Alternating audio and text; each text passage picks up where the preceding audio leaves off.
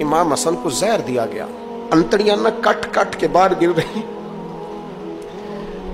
उस शहजादे की जिसने हुजूर की गोद में उम्र गुजारी, महबूब के कंधों पर रहने वाले हसन इब्ने अली जनाब इमाम हुसैन हाजिर बारगाह हुए तो हाथ पकड़ के भाई का चूम के रो पड़े। भाई प्यारे भी तो बड़े होते हैं ना, बड़े प्यारे होते हैं। और इन लोगों का मनसब बड़ा अनोखा है, शदीद तकलीफ है। तो इमाम हुसैन कहते हैं, मेरे भाई हसन बताइए आपको जहर किसने दिया? रो के पूछते हैं। भाई का माथा चूम के इमाम हसन रो पड़े, कहने लगे हुसैन मेरी मजबूरी है, मैं तुम्हें नहीं बताऊंगा। कहा क्यों?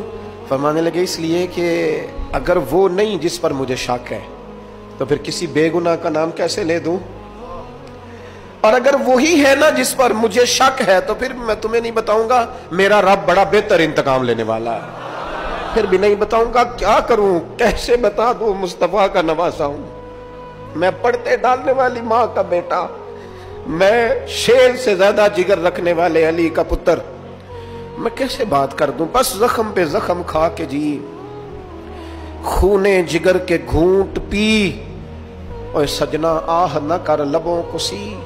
ये इश्क है कोई दिल लगी नहीं।